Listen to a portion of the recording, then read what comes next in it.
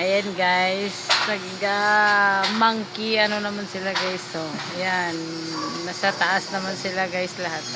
May isa sa taas guys. So, sa taas ng arko pumatong kasi maglagayan sila ng ano, breeze dyan sa tinungtungan ng isa na yan. Yan ang makikita yan, tinungtong siya. Maglagayan siya ng breeze doon. Ano ang tawag niyang ginabris nila na iyan, no? Parlins.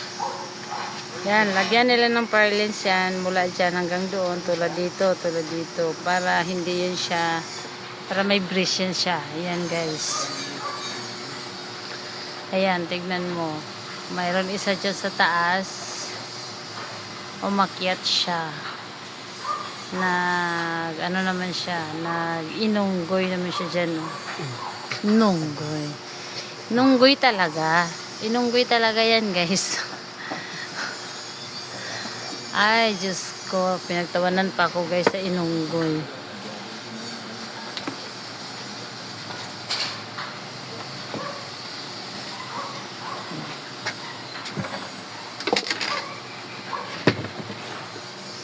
Ayun na, yung dalawa doon. Binibend nila yung ano ng arko para ma-fix doon sa may ano ng poste. Yan guys. Dalawa yan sila dyan.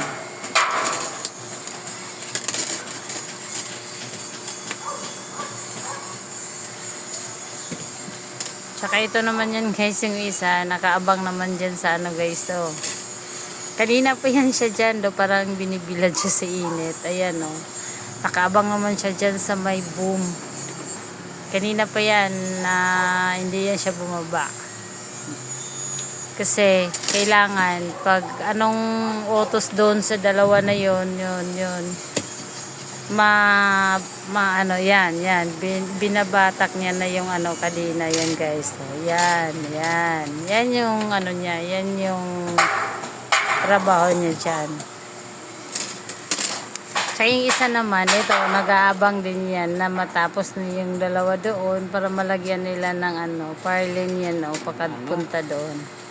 Malagyan nila ng parlins, mula dyan papunta doon, bali isa, dua, tatlo ka parlins yan guys, para hindi siya ma-deform. Kasi, pag hindi yan lagyan nila guys, baka yung sukat nila magbago.